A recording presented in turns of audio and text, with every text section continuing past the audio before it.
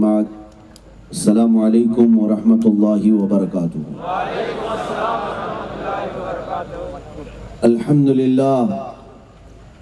अल्हम्दुलिल्लाहिल हन्नानिल mannan अल्लज़ी खलक़ल इंसान व अल्लमहुल बयान वस्सलातु वस्सलामु अला रसूलिही सय्यिदिल इंसी वल जान व अला आलिही व अस्हाबिही ज़विल खैरि वल इहसान अम्मा बअद फ़अऊज़ु बिल्लाहि मिनश शैतानिर रजीम बिस्मिल्लाहिर रहमानिर रहीम क़ुल इन कुन्तुम तुहिब्बूनल्लाह फत्तबिऊनी युहब्बिबकुमुल्लाह सुब्हानल्लाह व यग़फिर लकुम ज़ुनूबकुम वल्लाहु गफ़ूरुर रहीम। सुब्हानल्लाह सदक़ल्लाहु मौलानाल अज़ीम व बल्लगना रसूलुहुन नबियुल अमीनुल मतीनुल मुख्तारुल करीम व नहनु अला ज़ालिका मिनश शाहिदीन वश्शाकिरीन वल्हम्दुलिल्लाहि रब्बिल आलमीन। बारगाह रिसालत मुआब सल्लल्लाहु तआला अलैहि वसल्लम में दुरूद पाक का हदिया पेश करें। अल्लाहुम्मा सल्लि अला सय्यिदिना व मौलाना मुहम्मदिन मअदनिल जूदि वल करम व आलिहि व अस्हाबिहिल किराम व इब्निहिल करीम व बारिक व सल्लिम सलातन दाइमतन सरमदन अबदा। अल्लाह की सरताब कदम शान है ये, इंसान नहीं इंसान वो इंसान है ये। कुरान तो ईमान बताता है उन्हें और ईमान ये कहता है मेरी जान है ये। अज़ीज़ान गिरामी वक़ार, आज का ये इजलास गौसुल वरा कॉन्फ्रेंस और तहफ़्फ़ुज़ नामूस रिसालत अला साहिबिहा सलातो वस्सलाम के ज़िम्न में मुनाक़िद हुआ है। इससे क़ब्ल भी मुझे आपकी बारगाह में हाजिर होना था, लेकिन कुछ अलालत और दीगर मामलात की बुनियाद पर आपके यहाँ तक खास आ न सका। शायद रब्बे जुल जलाल को ये मंजूर था कि गौसे पाक का कुत्ता गौसे पाक की 11वीं में आपसे मुलाकात करें। अजीज़ान गिरामी, आप तमामी हजरात का ये जोश जज्बा वलवला और इस तरह का ये जम्मे गफ़ीर एक छोटे से गांव में जो सुनने के लिए आया है, ये इस बात की अलामत है कि मुसलमान बेदार हो रहा है। मुसलमान अपने नबी पाक सल्लल्लाहु तआला अलैहि वसल्लम के लिए सिर्फ एहसासात नहीं बल्कि अपनी जान भी हाजिर रखता है। बतला दो गुस्ताख नबी को गैरत सुन्नी जिंदा है। बतला दो गुस्ताख नबी को गैरत सुन्नी जिंदा है। उनके नाम पे मर मिटने का जज्बा कल भी था और आज भी है। लब पर नाते पाक का नगमा कल भी था और आज भी है। मेरे नबी से मेरा रिश्ता कल भी था और आज भी है। अपना सब कुछ गुंबद खजरा कल भी था और आज भी है। अजीज़ान गिरामी, इसी बात पर मैं गुफ्तगू करूंगा। कुरान अजीम भी यही कहता है। ऐ महबूब, आप फरमा दें, अगर तुम अल्लाह से मोहब्बत करना चाहते हो, ये तुम सब के लिए खिताब है, तमाम मोमिनीन के लिए। अल्लाह फरमाता है, अगर तुम अल्लाह से मोहब्बत करना चाहते हो तो ऐ रसूल आप फरमा दें कि मेरे पीछे चलो, रसूल की पैरवी करो, उनकी इताअत और उनकी फरमाबरदारी करो। तो होगा क्या? कुरान कहता है युहब्बिबकुमुल्लाह, अल्लाह खुद तुमसे मोहब्बत करेगा। अगर तुम नबी पाक के नक्शे कदम पर चलते रहे तो अल्लाह खुद तुमसे मोहब्बत करेगा। खुदी को कर बुलंद इतना कि हर तकदीर से पहले खुदा बंदे से खुद पूछे, बता तेरी रजा क्या है। ये मामला कब आता है? जब आप मुस्तफ़ा करीम सल्लल्लाहु अलैहि वसल्लम के बताए हुए रास्ते पर चल पड़ते हैं। और आज इसी बात की ज़रूरत है कि मैं मुस्तफ़ा करीम सल्लल्लाहु अलैहि वसल्लम का वह हसीन चेहरा, वह हसीन रास्ता तुम्हारे सामने रखूं, ताकि उस पर चलते हुए आप फ़ख्र महसूस करें। किसी मुसलमान को आज, किसी भी मोमिन को आज ये शर्मिंदगी का एहसास नहीं होना चाहिए कि दुनिया मुझे क्या कह रही है। दुनिया के लिए आप नहीं जीते, आप अल्लाह उसके रसूल के लिए जीते हैं। दुनिया तुम्हें 1000 गालियां दे, अगर तुम्हारा दिल मुतमईन है और तुम्हारा ज़मीर जिंदा है तो बस अपने मुस्तफ़ा करीम के नक्शे कदम पर चलो اور کامیابی اسی راستے پر موجود ہے۔ ظاہر سی بات ہے دنیا کپڑے پہننے والے کو بھی تانا دیتی ہے، ننگا رہنے والے کو بھی تانا دیتی ہے، بیٹھے ہوئے آدمی کو بھی کوستی ہے، کھڑے ہوئے آدمی کو بھی کوستی ہے۔ لہٰذا جو مسلمان اپنے آپ کو گلٹی محسوس کرتے ہوں یا شرمندگی محسوس کرتے ہوں کہ دنیا کی نظروں میں مجھے دہشت گرد بنا دیا گیا ہے، دنیا کی نظروں میں مجھے ٹیررسٹ بنا دیا جا رہا ہے، آتنکواد سے مجھے جوڑا جا رہا ہے، یہ ہزار جوڑیں، ہزار پروپیگنڈے کریں، پوری دجالی میڈیا مل کر کے محنت کرے، لیکن تم یہ ثابت کرو کل بھی ہم مصطفیٰ کے غلام تھے، آج بھی مصطفیٰ کے غلام، ہم اپنے نبی پاک صلی اللہ تعالیٰ علیہ وسلم کے غلام کل بھی تھے اور آج بھی ہیں، اور ہمارا مقصد اور ہمارا جینے کا صرف اور صرف واحد طریقہ یہی ہے، خود امن سے رہتے ہیں اور دنیا کو امن کی طرف بلاتے ہیں۔ سبحان اللہ سبحان اللہ۔ ہمارا وتیرہ اور ہمارا شیوا کیا ہے؟ ہم امن سے رہتے ہیں اور امن کی دعوت بھی دیتے ہیں۔ ظاہر سی بات ہے جھگڑے اور فسادات، خون خرابے سے صرف ہمارا نقصان نہیں، سب کا نقصان ہے۔ لگے گی آگ تو آئیں گے مکان کئی زد میں، یہاں ہمارا ہی مکان تھوڑی ہے۔ عزیزان گرامی وقار، میں آپ کو ایک بات کی طرف لے چلتا ہوں، آپ فخر سے کہیں میں مسلمان ہوں، ہمیں کوئی شرمندگی نہیں۔ کیوں؟ تمہارا نام مسلمان کس نے رکھا؟ تمہارے باپ نے نہیں۔ قرآن کہتا ہے هو سماکم المسلمین، وہ اللہ ہے جس نے تمہارا نام مسلمان رکھا۔ کسی کو اگر کوئی بڑا عالم نام رکھے تو وہ فخر کرتا ہے، اور جس کو خود خالق کائنات نام رکھے اسے کتنا فخر کرنا چاہیے۔ ہمیں کوئی شرمندگی اور عار نہیں محسوس کرنا ہے۔ آپ بس جس چیز کی ضرورت ہے وہ اعلیٰ اخلاق، اعلیٰ کردار، اور رسول پاک صلی اللہ تعالیٰ علیہ وسلم کی ذات پر آج بے پناہ حملے کیے جا رہے ہیں۔ سب سے پہلے میں حضور پاک صلی اللہ تعالیٰ علیہ وسلم کے وہ عظیم اخلاق تمہارے سامنے رکھوں گا، تاکہ غیر مسلم بھی اگر سنے تو انہیں خبر لگ جائے، انہیں پتہ چلے محمد عربی صلی اللہ علیہ وسلم کی ذات کا نام ہے۔ آپ کو پتہ ہے ان بھوکنے والے درندوں کو کیا خبر کہ میرے نبی کی سیرت کیا ہے؟ حضور پاک کو اگر پڑھا ہوتا تو آنکھیں بھیگ جاتی، رسول پاک کو اگر سنا ہوتا تو دل کے دریچے کھل جاتے۔ آپ کو میں بتاؤں، ایک انگریز جو مسلمان نہیں ہے، اس نے کتاب لکھی اور اس میں میرے آقا صلی اللہ تعالیٰ علیہ وسلم کا ذکر سب سے پہلے درجے پر کیا، اور کہتا ہے دنیا میں سب سے زیادہ اگر میں کسی سے امپریس ہوا ہوں تو وہ محمد رسول اللہ کی ذات ہے۔ اس سے پوچھا گیا کیوں؟ محمد صلی اللہ تعالیٰ علیہ وسلم سے سب سے زیادہ تو امپریس کیوں ہوا؟ کیا وجہ ہے؟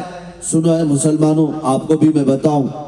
اس انگریز نے کہا میں نے بہت سارے لوگوں کی ہسٹری اور تاریخ پڑھی، لیکن محمد صلی اللہ تعالیٰ علیہ وسلم کی تاریخ میں میں نے ایک بات دیکھی، بہت ساری اچھائیاں ہیں لیکن جو دل کو موہ لیتی ہے وہ ایک حکایت، ایک حدیث ہے۔ اس سے پوچھا گیا وہ حدیث کیا ہے، ذرا ہمیں بھی بتاؤ۔ وہ انگریز کہتا ہے محمد صلی اللہ تعالیٰ علیہ وسلم کی عادت تھی وہ مدینے کے چھوٹے بچوں کا بھی ادب کرتے تھے، چھوٹے بچوں کا بھی خیال رکھتے تھے، اور جب بچے کھیلتے تھے تو ان کے ساتھ بیٹھ جایا کرتے، ان کو کھلاتے تھے، انہیں ہنساتے تھے۔ تجارت کے سفر سے جب بھی آتے تو بچوں کے لیے بھی کچھ نہ کچھ لے کر کے آتے تھے۔ ایک مرتبہ کا واقعہ بتاتا ہے، سنو، حدیث پاک میں ہے، وہ انگریز جس نے کتاب لکھی اور کہا مجھے سب سے زیادہ اگر کسی شخصیت سے اثر ہوا ہے تو محمد کی ذات ہے۔ کیوں؟ کہتا ہے محمد صلی اللہ تعالیٰ علیہ وسلم ایک بار بچوں کے ساتھ بیٹھے ہوئے تھے، کئی بچے کھیل رہے تھے، ان بچوں میں سے ایک بچے کا باپ آیا، اپنے گھر سے آیا، اور مجمع میں بچے جب کھیل رہے تھے باپ نے اپنے بیٹے کو پکارا، بیٹا آجا گھر پر تیری ماں بلاتی ہے، بیٹا کہہ کر کے پکارا۔ رسول پاک صلی اللہ تعالیٰ علیہ وسلم کھڑے ہو گئے اور اس آئے ہوئے شخص سے کہا کہ تو یہاں پر بیٹا کہہ کر کے مت پکارنا، بیٹا کہہ کر بچے کو مت پکار، اس کا نام جو ہے وہ لے کر پکار۔ اس نے کہا میرا بیٹا ہے، اگر میں اپنے بیٹے کو بیٹا نہ کہوں تو پھر کس کو بیٹا پکاروں؟ میں اپنے بیٹے کو پکار رہا ہوں۔ سنو اے مسلمانوں، مصطفیٰ کریم محمد رسول اللہ صلی اللہ تعالیٰ علیہ وسلم کا احساس کیا تھا؟ ارشاد فرماتے ہیں سچ ہے یہ تیرا بیٹا ہے، تو بیٹا کہہ کر پکار سکتا ہے، لیکن اپنے گھر میں پکار، یہاں مت پکار، اس لیے کہ ان بچوں میں بہت سارے یتیم بچے بھی کھیل رہے ہیں جن کے باپ نہیں ہیں۔ اگر تو اپنا بیٹا کہہ کر پکارے گا، ان بچوں کو اپنا باپ یاد آ جائے گا، انہیں کون بیٹا کہے گا، انہیں کون بیٹا کہہ کر پکارے گا۔ میرے عزیزو، یہ حدیث پاک کے مفہوم میں آپ کے سامنے رکھ رہا ہوں۔ ایک نان مسلم ہے، اس نے میرے آقا صلی اللہ علیہ وسلم کے ان اخلاق کو دیکھ کر کے کتاب میں سر فہرست لکھا، دنیا کا اگر کامل کوئی انسان ہے تو محمد کی ذات، محمد صلی اللہ تعالیٰ علیہ وسلم کی ذات پاک ہے، جس کو بچوں کی یتیمی کا بھی درد تھا۔ حضور پاک صلی اللہ تعالیٰ علیہ وسلم احساس رکھتے کہ کہیں اس کا دل ملول نہ ہو جائے، اسے ہرٹ نہ ہو، اسے تکلیف نہ ہو۔ آپ کو پتا ہے اس امن عالم کا مسیحا رسول پاک صلی اللہ تعالیٰ علیہ وسلم کو آج کے ظالم کتے بھونکنے لگ گئے، حضور پاک کی ذات کو کیچڑ اچھالتے ہوئے کہنے لگ گئے کہ انہوں نے جنگیں سکھائی ہیں، آتنک سکھایا ہے، دہشت سکھائی ہے، تم نے پڑھا کیا ہے ہمارے نبی پاک کو؟ میں بتاتا ہوں، مدینہ طیبہ میں یہ اس زمانے کا رواج تھا، جب بھی کسی کے پاس ہتھیار ہوتے تو سب سے بڑا ہتھیار تلوار لے کر کے ہر کوئی چلتا تھا۔ آج کے زمانے میں رائفل، بندوقیں وغیرہ آ گئی، اس وقت جو بھی لوگ مال والے ہوتے وہ اپنے ساتھ تلوار لے کر ضرور چلتے، لیکن نبی کونین صلی اللہ تعالیٰ علیہ وسلم کی تعلیمات تو دیکھیں، تلوار کیسے لٹکائی جاتی تھی، تلوار بغل میں، اس کو نیام میں رکھ کر کے، اس کا ایک غلاف ہوتا تھا، اس کو اس طرح سے بغل میں لٹکا کر کے لوگ چلتے تھے جیسے آج بندوق لٹکائی جاتی ہے۔ ایک بار ایک صحابی تلوار لٹکائے ہوئے سامنے سے آ رہے تھے، تلوار کی ڈھال یعنی اس کی مٹھی اوپر کی طرف ہوتی اور اس کی انی، اس کا نوک نیچے کی طرف، سامنے اس طرح چاند کی شکل کیے ہوئے تلوار ہوا کرتی۔ حضور پاک صلی اللہ تعالیٰ علیہ وسلم کے سامنے آ رہے تھے، اللہ کے نبی صلی اللہ تعالیٰ علیہ وسلم کی تعلیمات دیکھیں، آپ نے ان کو روکا اور کہا یہ تلوار اپنے بغل سے نکالو اور اس کو پیچھے کی طرف موڑ لو، یہ جو انی ہے، یہ جو نوک ہے، اس کو پیچھے کی طرف کر لو۔ انہوں نے پوچھا طریقہ تو تلوار ڈالنے کا یہی ہے، لوگ تلوار اسی طرح سے لے کر چلتے ہیں، آپ صلی اللہ تعالیٰ علیہ وسلم کے اس طرح پیچھے کرنے کا حکم جو آیا، میرے آقا اس میں حکمت کیا ہے؟ اللہ کے نبی صلی اللہ تعالیٰ علیہ وسلم ارشاد فرماتے ہیں، میں یہ گوارا نہیں کرتا کہ ننگی تلوار کی نوک بھی کسی مسلمان کی طرف ہو یا کسی انسان کی طرف ہو کہ دیکھنے والا تمہیں جنگ کی نوبت میں نہ دیکھے، دیکھنے والا تمہیں قاتل کی نظر میں یا لڑنے والے کی صورت میں نہ دیکھے۔ یقیناً تم نے اپنی سیفٹی کے لیے، سیکورٹی کے لیے رکھا ہوگا، لیکن تلوار کی نوک کو بھی پیچھے کی طرف کر کے رکھو تاکہ نئے آنے والے کی طرف تلوار کا منہ نہ ہو، اس کی نوک نہ ہو۔ یہ ہے میرے آقا کی تعلیمات، یہ امن عالم کا مسیحا ہے۔ آپ نے ان لوگوں کو صرف جہاد کا لفظ کہتے ہوئے سنا ہوگا، لفظ جہاد کے ذریعے سے پوری دنیا میں ایک پروپیگنڈا پھیلایا جاتا ہے کہ یہ مسلمان جہادی ہیں، جہادی ہیں۔ یہ لفظ جہاد بھی اگر پڑھ لیا ہوتا ان جاہلوں کو سمجھ میں آ جاتی بات۔ تاریخ مصطفیٰ تو پڑھو کم سے کم، نبی پاک صلی اللہ تعالیٰ علیہ وسلم کی زندگی پاک میں آپ کو پتا ہے تقریباً میرے آقا صلی اللہ تعالیٰ علیہ وسلم 17 جنگوں میں شرکت فرمائے، 17 غزوات، اور بعض روایات میں 27 ہیں، کل ملا کر 10 سال کے اندر 27 جنگیں ہوئی، جس میں چھوٹی بڑی جو بھی جنگیں ہوئی ہیں نبی پاک صلی اللہ تعالیٰ علیہ وسلم جس میں خود بنفس نبی شریک رہے۔ اور آپ کو میں بتاؤں، حیرت ہوگی آپ کو، یہ پورے 10 سال کے اندر جو 27 جنگیں جہاد ہوئے، اس میں مرے کتنے لوگ تھے، کتنے لوگ قتل ہوئے؟ ٹوٹل اگر ملایا جائے تو 260 لوگ صرف 10 سال کے اندر مرے تھے، قتل ہوئے جنگوں کے اندر۔ اور ایک تاریخ میں ان کی بتاتا ہوں جو پوری دنیا کو سیکولر اور ڈیموکریسی اور امن کے نام پر تباہی مچاتے ہیں۔ آپ کو پتا ہے ورلڈ وار فرسٹ جو پہلی عالمی جنگ ہوئی تھی، اس کے اندر تقریباً 1 کروڑ لوگ مارے گئے تھے، 1 کروڑ سے زیادہ لوگ مارے گئے۔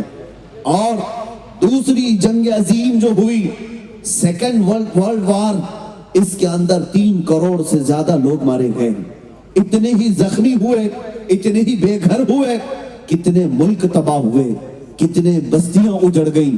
اور آج یہ اسلام کے جہاد کی طرف منہ اٹھائے بیٹھے ہیں، جن میں 10 سال کے اندر 250 سے زیادہ لوگوں کی جانیں کبھی نہیں گئی۔ باوجود اس کے میرے آقا صلی اللہ تعالیٰ علیہ وسلم کی تعلیمات بھی یہ ہوتی۔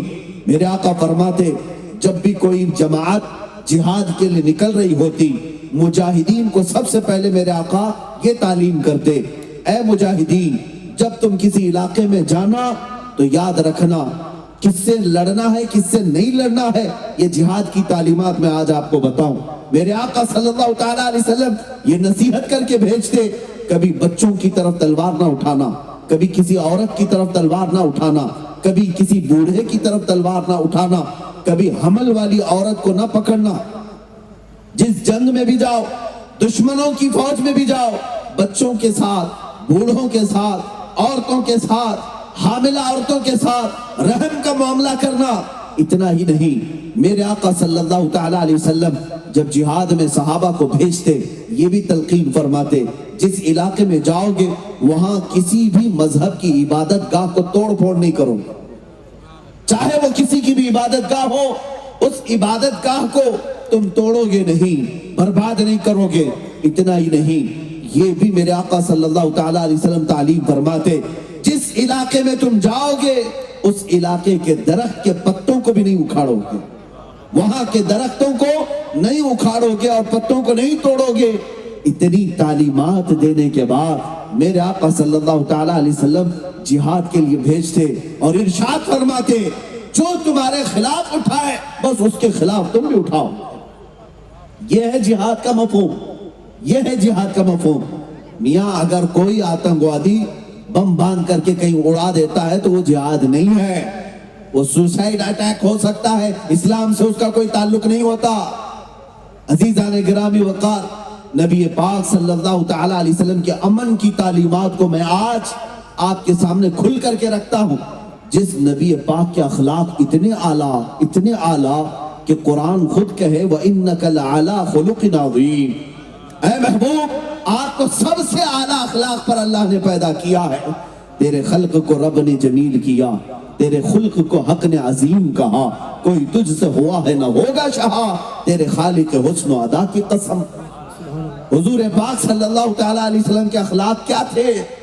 قرآن حضرت عائشہ سے پوچھا گیا، ماں آپ بتائیں رسول اللہ کے اخلاق کیسے تھے؟ حضرت عائشہ فرماتی کان خلقہ القرآن، ان کے سارے اخلاق اگر جاننا ہے تو قرآن کو دیکھ لو، قرآن ہی ان کے اخلاق تھے۔ میرے آقا صلی اللہ تعالیٰ علیہ وسلم کے اخلاق کریمانہ وہ پورا قرآن عظیم ہے۔ اتنے اعلیٰ اخلاق والے کو آج جن لوگوں نے کیچڑ اچھالا ہے ان کو پھر میں دعوت دیتا ہوں، آؤ دوبارہ اپنی سٹڈی کو عام کرو اور پھر سے مطالعہ کرو۔ یقیناً تمہارے دل کے دریچے اگر بند نہیں ہوئے ہیں تو میرے مصطفیٰ کی محبت ضرور جاگے گی۔ تمہیں پتا ہے تم نے اوروں کے ساتھ ملنے جلنے کا کیا معاملہ کیا ہے یہ مجھے پتا نہیں۔ اچھا آدمی بھی اپنے سٹیٹس کو برقرار رکھتے ہوئے دیکھتا ہے میں کس سے مصافحہ کرتا ہوں، میں کس سے ملتا ہوں، ہوتا ہے کہ نہیں ہوتا؟ جو تھوڑے سے منصب پر جائے وہ لوگوں کو دیکھ دیکھ کر کے ملتا ہے، اس سے ملنا چاہیے کہ نہیں ملنا چاہیے، فلاں سے میرے سٹیٹس کے برابر ہے یا نہیں۔ لیکن آؤ تمہیں بتاؤں، مدینہ طیبہ کے رحمت عالم مصطفیٰ کریم صلی اللہ تعالیٰ علیہ وسلم کا حال پاک تو یہ ہے۔ ایک بار محمد مصطفیٰ صلی اللہ تعالیٰ علیہ وسلم مسجد نبوی شریف کے باہر کھڑے ہیں، صحابہ آپ کے ارد گرد تھے۔ ایک عورت جو مدینے کی پاگل عورت تھی، پاگل جس کا دماغ صحیح نہیں رہتا، دماغی توازن بگڑا ہوا تھا، وہ عورت مدینے میں مشہور تھی۔ جب بولتی تھی تو کنٹینیو بولنے لگ جاتی تھی، اول فول بولتی رہتی، اور کیا بول رہی ہے اسے کچھ پتا نہیں ہوتا، ہر کوئی اس سے راستہ کاٹ لیتا تھا۔ جیسے ایسی کوئی پاگل عورت آئے تو کون کان دھرے گا، کون اس کے سامنے کھڑا ہو کر سنے گا؟ لیکن جب وہ عورت آنے لگی صحابہ حضور کے ساتھ کھڑے تھے، میرے آقا صلی اللہ تعالیٰ علیہ وسلم کے سامنے صحابہ گھیرا بنانے لگ گئے، ارے وہ مدینے کی پاگل عورت آ رہی ہے، آئے گی ادھر ہی آ رہی ہے، کہیں نبی پاک صلی اللہ تعالیٰ علیہ وسلم کے ساتھ اول فول بکنا نہ شروع کر دے۔ باتونی عورت ہے، کینچی کی طرح اس کی زبان چلتی رہتی ہے اور دماغ اس کا صحیح نہیں ہے، بولتی رہ جائے گی، کہیں میرے آقا صلی اللہ تعالیٰ علیہ وسلم کی بے ادبی نہ ہو۔ صحابہ یہ سوچ کر گھیرا بناتے رہے، میرے آقا نے فرمایا چھوڑ دو، ہٹ جاؤ، اسے آنے دو۔ صحابہ نے کہا یا رسول اللہ وہ بد زبان ہے، بولتی ہے تو کنٹینیو بولتی رہتی ہے۔ میرے آقا نے فرمایا صحابہ سے ہٹ جاؤ، اسے آنے دو۔ جب وہ عورت قریب آئی تو جانتے ہیں میرے مصطفیٰ صلی اللہ تعالیٰ علیہ وسلم نے کیا ارشاد فرمایا؟ ارشاد فرماتے ہیں اے میرے صحابہ مجھے بتاؤ کیا یہ وہی عورت نہیں ہے جس سے پورے مدینے والے راستہ کاٹ لیتے ہیں، کوئی اس کی بات نہیں سنتا؟ صحابہ نے کہا ہاں یہی وہ عورت ہے، یہ پاگل ہے، اس کی کوئی بات نہیں سنتا۔ میرے آقا فرماتے ہیں اے میرے صحابہ بتاؤ اگر میں بھی نہ سنوں تو کون اس کی بات سنے گا؟ میں بھی نہ سنوں، کیا میں کائنات کے لیے رحمت بن کر نہیں آیا؟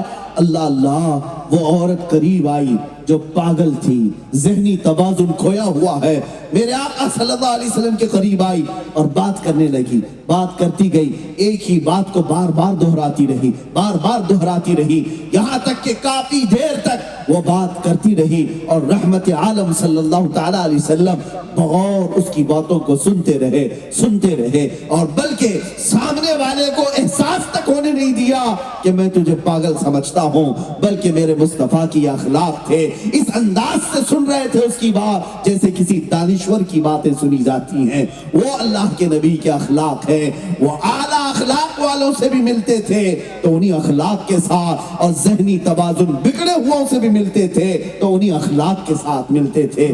عزیزان گرامی، تیرے خلق کو رب نے جمیل کیا، تیرے خلق کو حق نے عظیم کہا، کوئی تجھ سا ہوا ہے نہ ہوگا شہا، تیرے خالق حسن و ادا کی قسم۔ میرے عزیزو، رحمت عالم صلی اللہ تعالیٰ علیہ وسلم کی وہ اخلاق کریمانہ جنہوں نے مظلوموں کا انصاف دلایا، اور جانتے ہیں آپ مکہ مکرمہ میں کبھی ظلم ہونے نہیں دیتے۔ آج لوگ ظلم کی داستان چھیڑتے ہیں تو میرے نبی کو بیچ میں لاتے ہیں اور اللہ کے حبیب صلی اللہ تعالیٰ علیہ وسلم کے اخلاق اور کیریکٹر پر انگلیاں اٹھاتے ہیں۔ سنو، مکہ مکرمہ میں ایک باہر سے کوئی سوار آیا اور اس کا کسی سے قرضہ تھا یا کچھ لینا دینا باقی رہ گیا۔ وہ کون تھا؟ ابو جہل تھا۔ ابو جہل سے اس آئے ہوئے شخص کا جو اجنبی مسافر تھا کچھ پیسے کا لین دین باقی تھا، کچھ درہم رہ گئے تھے اور وہ تقاضا کر رہا تھا کہ میرے پیسے، میرے درہم مجھے واپس کر دے، لیکن وہ ٹال مٹول کرتا جا رہا تھا، کبھی ادھر کبھی ادھر، اور وہ سردار قریش ہے، اس سے کون تقاضا کرے؟ پہلوان بھی ہے، گنڈا بھی ہے، اور یہ باہر سے آیا ہوا اجنبی مسافر غریب۔ اب یہ کس سے کہے؟ جن لوگوں کے پاس بھی یہ جاتا اور کہتا کہ میرے کچھ پیسے، میرے کچھ درہم باقی ہیں، عمر ابن ہشام یعنی ابو جہل کے پاس، تو سارے لوگ پلہ جھاڑ لیتے، میاں اس سے کون بات کرے گا، اس سے کون بات کرے گا، ہم بات نہیں کر پائیں گے، تمہارے پیسے تم جانو، تم نے دیا ہے تم وصول کرو۔ ہر کوئی اپنا دامن جھاڑ لیتا۔ وہ بیچارہ جو باہر سے آیا ہوا قرض میں ڈوبا ہوا مکہ مکرمہ کی وادیوں میں بھٹک رہا تھا، ایک شخص سے ملاقات ہوئی، رونے لگا۔ اس شخص نے کہا تیرے کچھ مال باقی رہ گیا ہے ابو جہل سے، تو چاہتا ہے کہ واپس آ جائے، تجھے مال کی واپسی کا یہ تقاضا ہے؟ اس نے کہا ہاں۔ اس نئے شخص نے کہا ایک ہی راستہ ہے، جا محمد صلی اللہ علیہ وسلم کے پاس، ان کے پاس جا اور ان سے کہہ۔ وہ شخص آیا، رسول پاک صلی اللہ تعالیٰ علیہ وسلم کے پاس آ کر رونے لگا، میرے اتنے درہم باقی رہ گئے ابو جہل کے پاس، اور وہ دیتا نہیں، کئی دنوں سے ٹال مٹول کر رہا ہے، کبھی ادھر کبھی ادھر، اور اس کا رعب، اس کا دبدبہ قریش کے سردار ہونے کی وجہ سے اتنا ہے کہ کوئی میری سفارش کے لیے بھی تیار نہیں، کوئی میری حمایت کے لیے بھی تیار نہیں۔ ایسے عالم میں مصطفیٰ کریم صلی اللہ تعالی علیہ وسلم ارشاد فرماتے ہیں میں محمد تیری حمایت کے لیے تیار ہوں، میں محمد۔ جانتے ہیں اسی وقت میرے آقا صلی اللہ تعالی علیہ وسلم نے اپنے دولت کدے پر اس اجنبی مسافر کو بٹھایا اور ابو جہل کو بلوایا۔ کوئی شخص بلا لائے کہ ابو جہل کہاں ہے؟ وہ سردار قریش تھا، لیکن جب وہ آیا ابھی حضور پاک صلی اللہ تعالی علیہ وسلم بیٹھے تھے، میرے آقا صلی اللہ تعالی علیہ وسلم نے ابو جہل کو دیکھتے ہی کہا کیا تیرے اتنے درہم اس شخص پر ہیں؟ کیا تو اس کا مقروض ہے؟ کیا تو نہیں دیتا ہے، ٹال مٹول کرتا ہے؟ وہ جلال ایسا تھا میرے مصطفیٰ کا، وہ زبان سے نکلے ہوئے کلمات ایسے تھے کہ ابو جہل کی کھکی بن گئی اور فوراً سے پیشتر کہا ہاں میرا باقی ہے، اور ابھی گیا اور ابھی لایا، اور گیا اور جا کر کے اس اجنبی کا جو بقایا تھا وہ سب ادا کر دیا، سب ادا کر دیا۔ جو پہلوان تھا قریش کا اس سے بھی مصطفیٰ کریم صلی اللہ تعالی علیہ وسلم نے نکلوایا، اور وہ اجنبی جو آیا ہوا مسافر تھا اس نے دیکھا، اور اس کے بعد اس وقت بھی ہوتا تھا اس طرح کا معاملہ کہ کسی کے پیسے کسی پر نکلتے ہیں تو نکلوانے والے بھی کچھ کمیشن لے لیتے، جیسے آج بھی مانڈولی کرنے والے لوگ ہوتے ہیں کہ اس سے پیسے نکلواؤں گا، اتنا میں رکھ لوں گا، اتنا تجھے دے دوں گا۔ وہ آیا ہوا مسافر کہنے لگا اے محمد آپ نے مجھ پر بڑا احسان کیا، اس رقم میں آپ کا کتنا حصہ ہے؟ مصطفیٰ کریم صلی اللہ تعالی علیہ وسلم نے ارشاد فرمایا نہیں نہیں، مجھے اللہ نے انصاف قائم کرنے کے لیے اپنا رسول بنا کر بھیجا ہے، کمیشن کے لیے نہیں کہ اس سے بھی پیسے لیتے جائیں۔ میرے آقا صلی اللہ تعالی علیہ وسلم کی عظیم اخلاق کہ مظلوموں کو انصاف دلائیں، غریبوں کی ہمدردی کریں، چارہ سازی کریں، اور اس نبی پاک پر یہ تھوکتے ہیں گویا کہ ایسے ہی چمکتے ہوئے چودھویں کے چاند پر جو کتا تھوکتا ہے وہ اپنے منہ پر تھوکتا ہے، چاند تک کسی کا تھوک کبھی جاتا ہی نہیں۔ اسی طرح محمد عربی صلی اللہ تعالی علیہ وسلم کے اخلاق کریمانہ پر جن لوگوں نے انگلیاں اٹھائی میں ان سے کہتا ہوں پھر سے پڑھو تاریخ، پھر سے پڑھو تاریخ۔ آپ کو پتا ہے مکہ مکرمہ میں ایک بوڑھی عورت ہے، وہ نقل مکانی کر رہی ہے، یعنی اپنا گھر شفٹ کر کے کہیں جا رہی ہے، اور اپنا گھر کا پورا ساز و سامان نکال کر راستے پر کھڑی ہے، انتظار کر رہی ہے کوئی آئے سامان اٹھائے اور میرے نئے گھر تک پہنچائے۔ صبح سے دوپہر تک کھڑی رہی، کوئی مدد کرنے والا نہیں آیا۔ اچانک میرے آقا صلی اللہ تعالی علیہ وسلم تشریف لائے۔ میرے آقا محمد صلی اللہ تعالی علیہ وسلم کی عادت تھی کوئی بوڑھا دکھے، کوئی کمزور دکھے تو اس کا سامان خود اپنے کندھوں پر اٹھا کر چلتے تھے، اپنے کندھوں پر اٹھا کر چلتے۔ مدد کرنا آپ کا شیوا تھا۔ آپ آئے اس خاتون سے پوچھتے ہیں کسی کا انتظار کر رہے ہو، کہیں جانا ہے تمہیں؟ اس خاتون نے کہا ہاں بیٹا مجھے دوسرے گھر شفٹ ہونا ہے، میں یہ محلہ چھوڑ رہی ہوں، مکہ کی آبادی چھوڑ کر میں دور دراز ایک علاقے میں نئے مکان میں جا رہی ہوں، اور یہ ساز و سامان اٹھانے والا کوئی ہے نہیں، میں انتظار کر رہی ہوں۔ میرے آقا صلی اللہ تعالی علیہ وسلم نے اس خاتون کا ساز و سامان اپنی پشت پر اٹھایا اور کہا میں چلتا ہوں ماں تمہارے ساتھ۔ اس خاتون کے ساتھ چلتے رہے، کافی دور آبادی کے وہ خاتون ایک نئے مکان کی طرف اشارہ کرتی ہے کہ یہ اب میرا مکان ہے۔ وہاں رسول پاک صلی اللہ تعالی علیہ وسلم نے سامان اتارا، اس کے گھر کو صاف کر کے دے دیا۔ اب سنو، حضور پاک صلی اللہ تعالی علیہ وسلم نے اس خاتون سے پوچھا بڑی بھی وہ مکہ کی آبادی بڑی اچھی تھی، وہ محلہ تو گھنا محلہ تھا، اس محلے کو چھوڑ کر غیر آباد علاقے میں تم یہاں کیوں آ گئی اس عمر میں؟ وہ خاتون کہتی بیٹا بڑا اچھا سوال تو نے کیا، سن میں تجھے بھی نصیحت کرتی ہوں، میں نے سنا ہے مکہ میں محمد نام کا ایک جادوگر آیا ہے۔ کیا کیا پروپیگنڈا پھیلایا گیا تھا اس وقت بھی۔ وہ خاتون کہتی ہے مکہ میں محمد نام کا ایک جادوگر آیا ہے، وہ بولتا ہے تو جادو اثر کر جاتا ہے اور لوگ اپنا پرانا دین چھوڑ کر اس کے دین میں داخل ہو رہے ہیں۔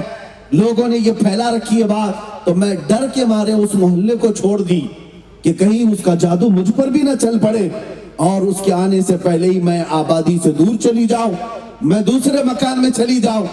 جب اس کے الفاظ یہ ہو رہے تھے میرے آقا کی آنکھوں سے آنسو آ گئے کہ ظالموں نے حضور کے لیے کیا کیا پروپیگنڈا پھیلایا تھا۔ آج ہی نہیں اس زمانے میں بھی بدنام کرنے کی کوششیں ہوتی رہی۔ اب حضور پاک کو غمگین دیکھ کر کے اس خاتون نے پوچھا بیٹا تم کیوں غمگین ہو؟ حضور پاک نے فرمایا کہ اے خاتون جس محمد سے ڈر کر تو یہاں آئی وہ محمد میرا ہی نام ہے، وہ محمد میرا ہی نام ہے، میں ہی وہ محمد ہوں جس سے تجھے ڈرایا گیا اور جس کے بارے میں تجھے دھمکایا گیا۔ وہ خاتون اوپر سے نیچے دیکھتی رہی، حیرت کے عالم میں پھٹی نگاہوں سے دیکھتی رہی، تھوڑی دیر کے بعد کہتی ہے کیا تو ہی وہ محمد ہے جس کے بارے میں مکہ میں یہ باتیں گردش کر رہی ہیں؟ اور اس کے بعد جب میرے آقا نے فرمایا ہاں ہاں میں ہی وہ محمد ہوں، تو اب وہ خاتون کہتی ہے اگر تیرا ہی نام وہ محمد ہے تو تو گواہ ہو جا، میں تیرے دین میں آنے کے لیے تیار۔ اس لیے کہ جس کے اخلاق و کردار اتنے اعلیٰ ہیں کہ مکہ میں کوئی میری مدد کو تیار نہیں تھا، ایک تنہا تو تھا کہ میرا بوجھ اٹھا کر کے وہاں سے لے کر یہاں تک لایا، میں تیری کون لگتی ہوں، میرا تیرے سے کیا رشتہ ہے، باوجود اس کے میرا بڑھاپا دیکھ کر تو نے رحم کیا، میری کمزوری دیکھ کر کے تو نے مدد کی اور میرا سامان اپنی پیٹھ پر اٹھا کر لایا، میرے گھر کو سجایا، اور جس کے اخلاق ایسے ہو وہ جھوٹا نہیں ہو سکتا، میں گواہی دیتی ہوں کہ محمد اللہ کے رسول۔ سبحان اللہ، نعرہ تکبیر، نعرہ رسالت، علماء اہل سنت، نعرہ تکبیر۔ میرے عزیزوں، رسول پاک صلی اللہ تعالیٰ علیہ وسلم کے اخلاق کریمانہ اتنے اعلیٰ اتنے بلند کہ دنیا آج اپنے تو اپنے غیر بھی اس کا اعتراف کرتے ہیں، غیر بھی اعتراف کرتے ہیں۔ اور تاریخ پڑھنے والوں سے میں گزارش کرتا ہوں، بہت سارے انگریز مورخین ہیں، انہوں نے بھی میرے آقا کی شان میں کیا کیا لکھا ہے پڑھیں۔ گرو نانک سکھوں کے جو سب سے بڑے گرو ہے، گرو نانک نے کہا محمد اگر نہیں ہے تو بھکتی ہو ہی نہیں سکتی، یہ گرو نانک کے الفاظ ہیں۔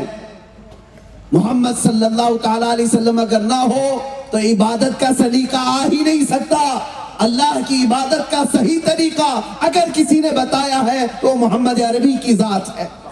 کون کہتا ہے؟ یہ گرو نانک کہتے ہیں۔ اور انگریز مفکرین دانشور یا مورخین جو لکھتے ہیں وہ الگ الگ انداز میں، آپ کو پتا ہوگا جارج برنارڈ شاہ ایک بڑا مورخ انگریزوں کا ناول نگار بھی ہے اور بڑی تاریخ پڑھا ہوا، دنیا کی سیر کیا ہوا، اس نے کہا میں نے زمین کے چپے چپے کو دیکھا، مشرق سے مغرب، شمال سے جنوب، اکثر حصے کو دیکھ لیا، ہر جگہ کی اسٹڈی کی، لیکن میں نے دیکھا کہ دنیا میں بہت ساری شخصیتیں آئی اور ان کا انقلاب، ان کا ریولیشن ان کی زندگی میں چلا، 50 سال چلا، 100 سال چلا، لیکن محمد ایک ایسی ذات ہے جس کا ریولیشن روز بڑھتا جاتا ہے، روز بڑھتا جاتا ہے۔ 1400 سال ہو گئے، ان کا انقلاب نہ کم ہوا تھا نہ گھٹا تھا، بلکہ بڑھتا ہی جا رہا ہے، بڑھتا ہی جا رہا ہے۔ یہ ان کے زندہ انقلاب کی دلیل ہے۔ یہ کون کہتا ہے؟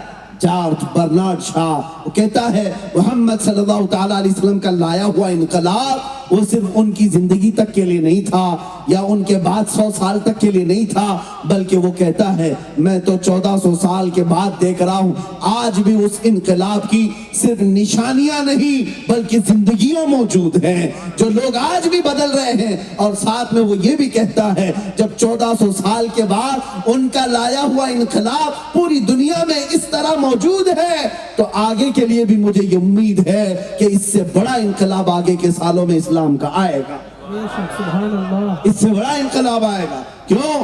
رسول پاک صلی اللہ تعالیٰ علیہ وسلم نے امت کو صرف خیالات کی بنیاد پر نہیں رکھا، انسان کی روح کی ترقی کی بنیاد پر رکھا ہے۔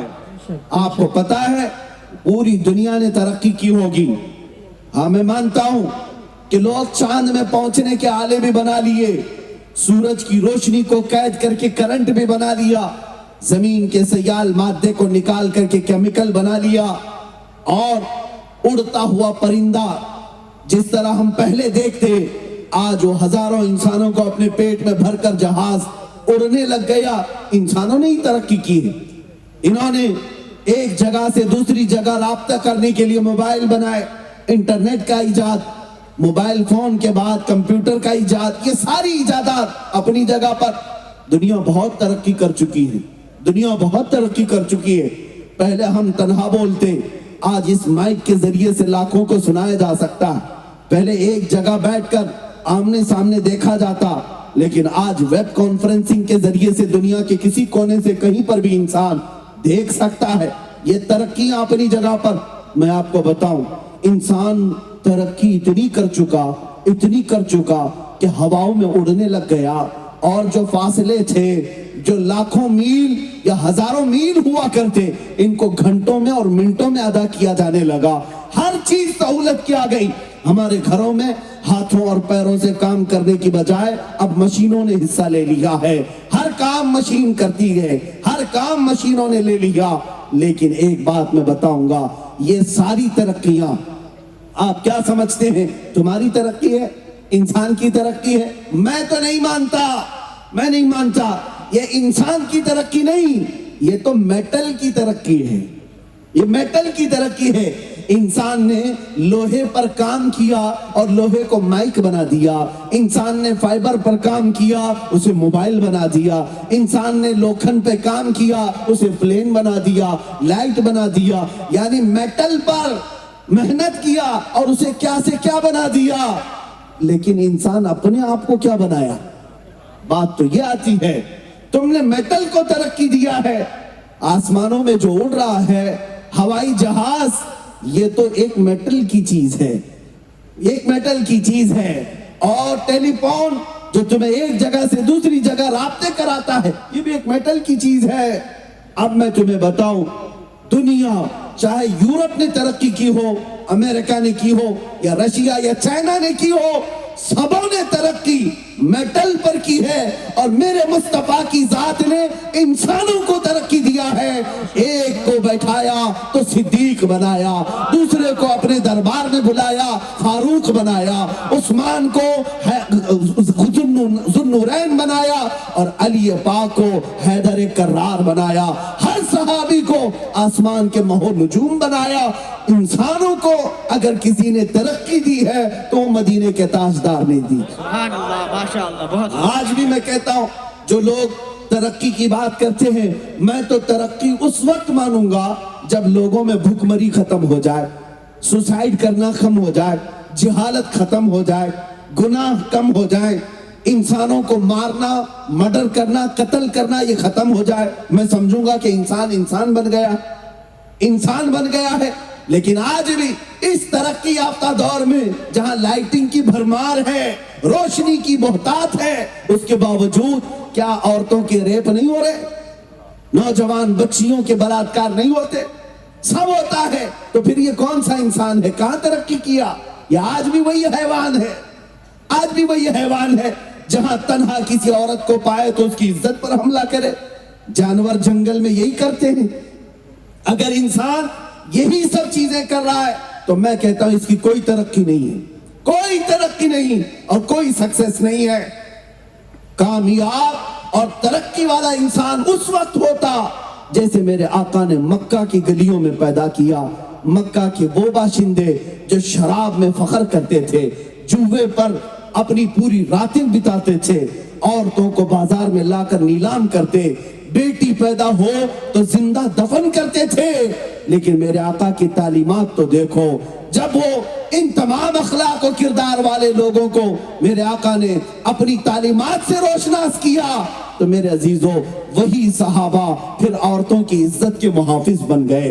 बेटियों को पढ़ा करके उन्हें दीन का एक बेहतरीन किला बनाया। और जानते हैं सहाबा को मेरे आका ने क्या बनाया? एक अरब ने आदमी का बोल बाला कर दिया, खाक के जर्रों को हमदोशे सुरैया कर दिया। खुद न थे जो राह पर औरों के हादी बन गए। अरे क्या नजर थी जिसने मुर्दों को मसीहा कर दिया। सुभान अल्लाह, माशाअल्लाह, बहुत खूब। ये है इनकलाब, ये है तरक्की। रसूलुल्लाह सल्लल्लाहु तआला अलैहि वसल्लम ने मेटल की तरक्की नहीं सिखाई, इंसान की तरक्की सिखाई। आज भी अगर अपनी रूह की, अपनी आत्मा, अपनी रूह की तरक्की चाहते हो तो ये तरक्की किसी फैक्ट्री में नहीं मिलती, کسی فیکٹری میں نہیں. فیکٹریاں موبائل بنا سکتی ہیں, گاڑیاں بنا سکتی ہیں, انسان کی روح کی ترقی گنبد خضرا کے چھاؤں میں ہوتی ہے. یہاں آنا پڑے گا تمہیں, اس نبی پاک کے پیچھے چلنا پڑے گا, پھر تمہاری روح اوج پر پہنچے گی, بلندی پر جائے گی. عزیزان گرامی, یہ چند باتیں تھی نبی پاک کے اخلاق و کردار پر. بہت ساری چیزیں ہیں.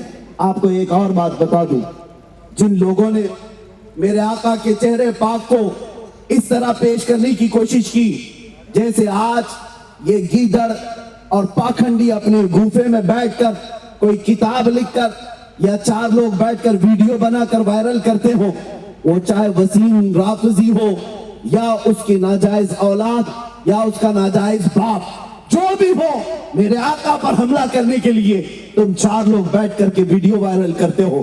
دم خم ہے تو آؤ مسلمانوں کے مجمع میں. یہاں میں یقین کے ساتھ کہتا ہوں, یہ جو مجمع آیا ہے یہ سیلفی اور ویڈیو بنانے کے لیے نہیں آیا. جس کے سینے پر بھی ہاتھ رکھو گے اس کے سینے میں دھڑکن نبی نبی اور مصطفیٰ مصطفیٰ کہے. یہاں جو مجمع آیا ہے وہ دکھاوے کے لیے نہیں آیا, بلکہ میں جانتا ہوں یا رسول اللہ زندہ باد, اللہ اکبر. عزیزان گرامی, یہاں پر بھی آنے کے بعد تمہارے چہروں کی بشاشت, تمہارے چہروں کی رونق یہ بتاتی ہے کہ سینے میں عشق مصطفیٰ جگمگا رہا. آج ان ظالموں کو جواب دینے کی ضرورت ہے. تم بھونکتے ہو نبی پاک کی عزت پر, تمہیں ابھی خبر نہیں اس نبی پاک کی عزت تو بہت اعلیٰ, بہت اعلیٰ. میں سمجھتا ہوں حضور کے قدم مبارک کے ایک ناخن کی عزت پر کروڑوں مسلمان اپنی جان دینے کو تیار.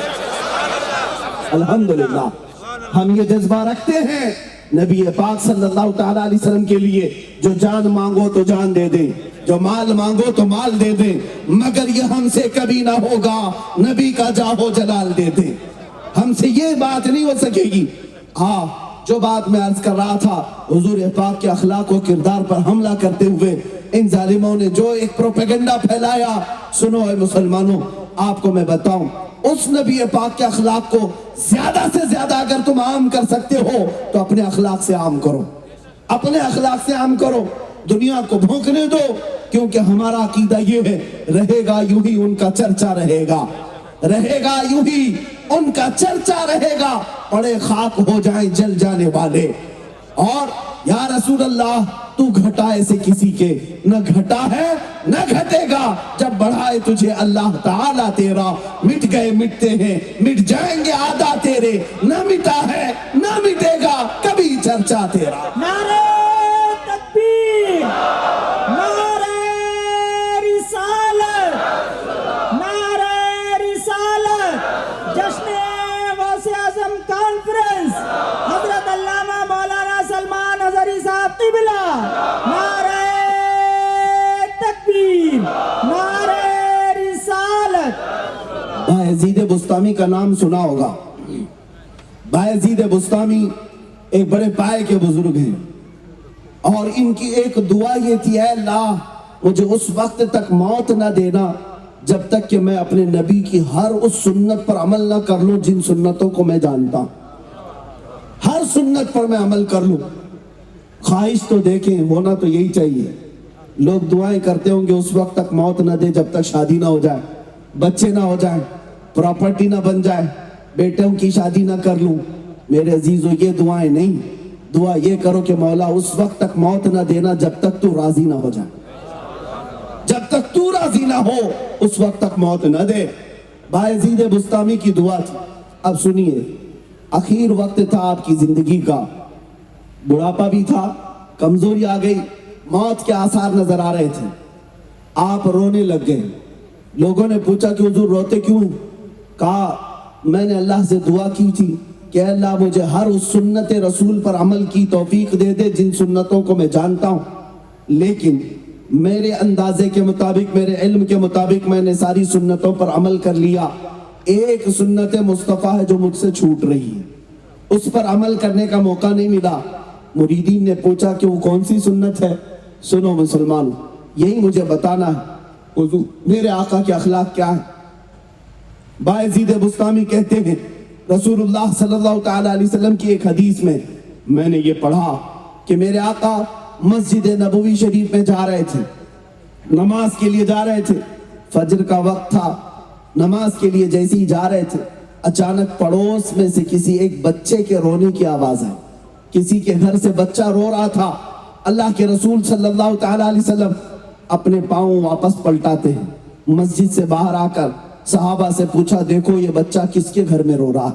बच्चे के रोने की आवाज से अगर कोई बेकरार होता है तो मदीने का ताजदार बच्चों के रोने से भी बेकरार हो जाए। और उसके बाद सहाबा ने कहा मालूम करके आते हैं।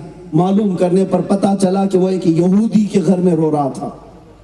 यहूदी था, यहूदी का बच्चा रो रहा था। हुजूर पाक सल्लल्लाहु ताला अलैहि वसल्लम उसके घर गए, पूछा कि तेरा बेटा क्यों रो रहा है? छोटा सा बच्चा। उस यहूदी ने कहा मेरे घर में फाका चल रहा है, खाने पीने की कोई चीज नहीं, मेरा बच्चा भूख की शिद्दत से रो रहा है।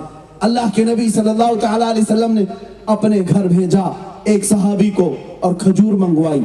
जब वो खजूर आई रसूलुल्लाह सल्लल्लाहु अलैहि वसल्लम ने अपने मुंह से खजूर को चबाया, नरम किया और उस बच्चे के मुंह में रखा। बच्चे को जैसे मिठास पहुंची, बच्चा खजूर चबाने लगा और मुस्कुराने लगा। मेरे आका भी मुस्कुरा उठे और मस्जिद नबवी तशरीफ लाए। ये मेरे आका के अखलाक थे, ये उनकी सुन्नत थी। बायजीद बुस्तामी कहते हैं नबी पाक ने ये जो अमल किया, मेरी जिंदगी में ऐसा अमल करने का मौका अब तक नहीं आया। बाकी सब सुन्नतों पर अमल तो कर चुका, लेकिन इस सुन्नत पर अमल करने का मौका नहीं मिला। चंद दिन गुजरे थे, बायजीद बुस्तामी बीमार थे, मौत के आसार नजर आने लगे। एक दिन आप भी मस्जिद में जा रहे थे, शायद रात का वक्त था या सुबह का वक्त, अचानक आपके कानों में भी एक बच्चे के रोने की आवाज आई। बायजीद बुस्तामी खुश हो गए, शायद इस बच्चे के मदद करने के बाद मैं उस सुन्नत पर अमल कर लूं। आप फौरन अपनी ताकत को जमा करके लोगों से पूछते हैं मालूम करो ये किसके घर का बच्चा है। लोग पूछते हैं, मालूम होता है कि एक ईसाई के घर का बच्चा था। बायजीद बुस्तामी फौरन उसके घर चले जाते हैं, पूछा तेरे घर में बच्चा क्यों रो रहा है, क्या वजह है, ये क्यों बिलख रहा है? उस शख्स ने कहा मेरे बच्चे के रोने की वजह ये है कि घर में अंधेरा है, चिराग जलाने के लिए मेरे पास न तेल है न सामान है, मेरा बच्चा अंधेरे की वजह से रो रहा है और भूखा भी है। बायजीद बुस्तामी फौरन अपने घर से दिया चिराग मंगवाते हैं और उसे घर में रोशन करते हैं। उस ईसाई के घर में चिराग रोशन किया और खजूर मंगवाकर उस बच्चे के मुंह में आपने भी डाला। बच्चा खजूर की मिठास पाया और घर के अंदर रोशनी पाया तो मुस्कुराने लगा और उसका रोना हंसने में बदल गया। बायजीद बुस्तामी भी शुक्र बजा लाते हुए घर से पलटने लगे। ऐ मौला तेरा शुक्र है, मेरे नबी की उस आखिरी सुन्नत पर भी अमल का मुझे मौका दे दिया। जब आप जा रहे थे, सुनो अब जो बात है असल कहने की वो ये है, वो ईसाई शख्स जिसके घर का बच्चा रो रहा था, वो बायजीद बुस्तामी के दामन को पकड़ता है और पूछता है, ऐ बायजीद तेरा और मेरा कोई मजहबी रिश्ता नहीं, तेरा और मेरा कोई खानदानी रिश्ता नहीं, कोई हमारा आपस में रिश्ता नहीं, बच्चा मेरा रो रहा है, तकलीफ तुम्हें क्यों हो रही है? मेरे घर में अंधेरा, चिराग तू जलाता है। सुनो बायजीद कहते हैं, ऐ नादान तू ये समझ रहा है कि ये बायजीद का अमल है? नहीं, जो कुछ मैंने तेरे घर में किया ये मेरे मुस्तफा के अमल थे, ये मेरे मुस्तफा की सुन्नत थी। बस मैं तो उनका गुलाम हूँ, उनके अखलाक पर अमल करने आया था। जब बायजीद की ये बात सुनता है वो ईसाई कहता है, ऐ बायजीद लाओ तुम्हारा दामन पकड़ लो, जिस मजहब के गुलाम के ये अखलाक हैं तो सरकार के अखलाक का हाल क्या होगा? सुभान अल्लाह, सुभान अल्लाह, अल्लाहु अकबर, या रसूल अल्लाह, रसूल अल्लाह,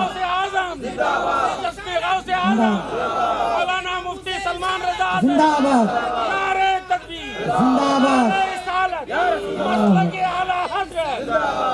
या रसूल अल्लाह तू घटा ऐसे किसी के न घटा है न घटेगा, जब बढ़ाए तुझे अल्लाह ताला तेरा।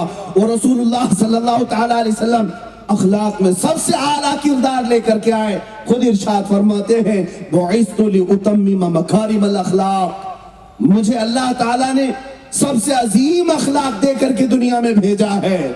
یہ کتے آج ظالم بھونکتے ہیں حضور کی شان میں، اور جانتے ہیں آپ یہ جو ماحول کو گندا کیا جا رہا ہے، یہ جو زہر بھرا جا رہا ہے، یہ در حقیقت صرف اور صرف سیاست کی گرما گرمی ہے، اس کے علاوہ کچھ نہیں۔ ان کو سیاست کی روٹیاں سیکھنی ہے، راجنیتی کرنی ہے۔ میں ان بی جے پی کے دلالوں سے، آر ایس ایس کے ان بھگوا آتنکیوں سے بھی کہوں گا کہ اگر تمہیں کوئی سیاست اور راجنیتی کرنا ہے تو کرو ہماری ذات سے، مصطفیٰ کی ذات کو کیوں آڑ بناتے ہو؟ میرے رسول کی ذات، قرآن کی اور آیات پر حملے۔ اس لیے میرے عزیزوں، ان ظالموں نے دیکھ لیا کہ مسلمان اگر کہیں بے چین ہوتا ہے تو نبی کے نام پر ہوتا، اسی لیے یہ تمہیں بے چین کرنا اور تمہارے دلوں کو جلانے کا کام شروع کر رکھے۔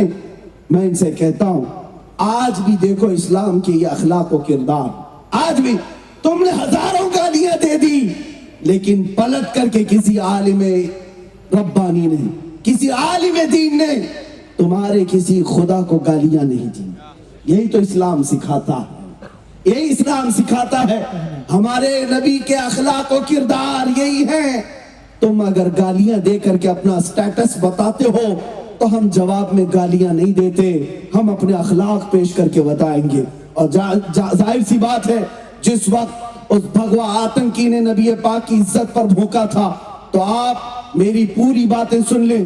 میں نے ان کے کسی دیوی دیوتا یا ان کی مقدس کتاب کے ساتھ چھیڑ چھاڑ نہیں کیا، اور نہ ہی میں نے چیلنج میں کسی بھگوان یا دیوی دیوتا کو پکارا، بلکہ اسی پاکھنڈی سے کہا اگر تو سچا ہے تو آجا، ہم اور تم دونوں آگ میں جاتے ہیں، اور جو سلامت ہو اس کا دین پہچانا جائے گا۔ میں نے بذات خود اس کی ذات کو چیلنج اسی لیے کیا تھا کہ ہمارا اسلام یہ سکھاتا ہے کہ ہمارا یقین اعلیٰ ہے، ہمارا یقین کامل ہے۔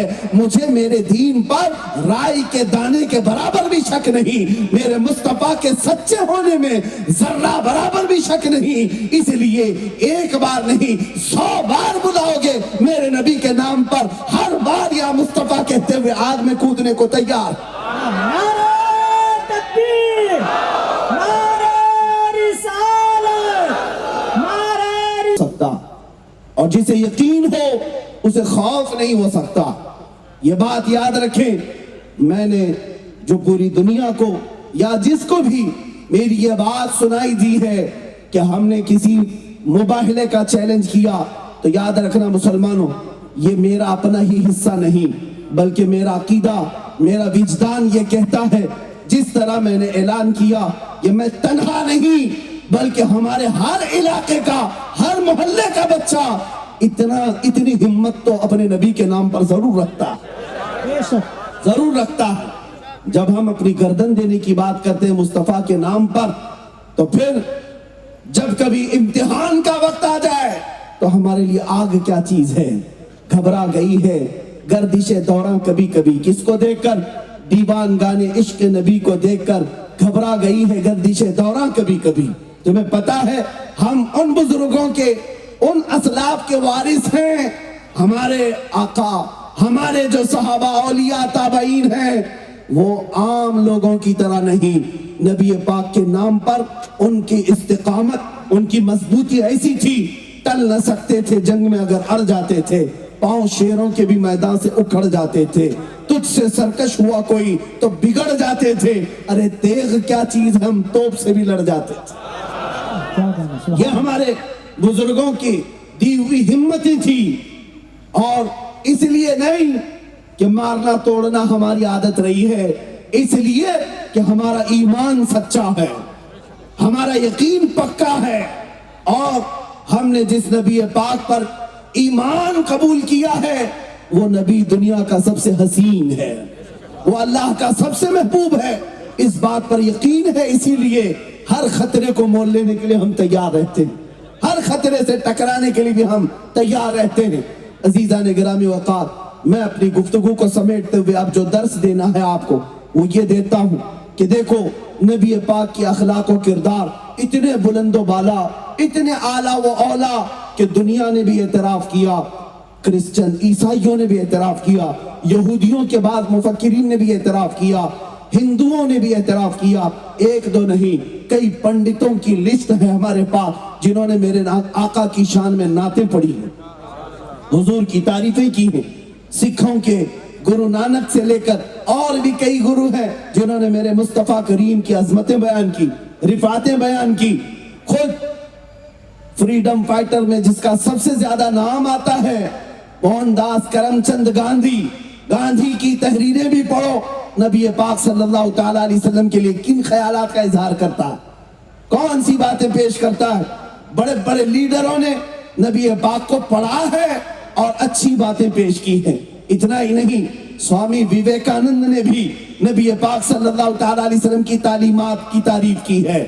ایک دو نہیں ہزاروں ہیں, لیکن میں ان کی تعریف کا محتاج نہیں. جب خود رب ذوالجلال نے مصطفیٰ سے کہہ دیا وَرَفَعْنَا لَكَ ذِكْرَكَ, اے محبوب ہم نے آپ کی شان کو بلند کیا, آپ کے ذکر کو بلند کیا ہے.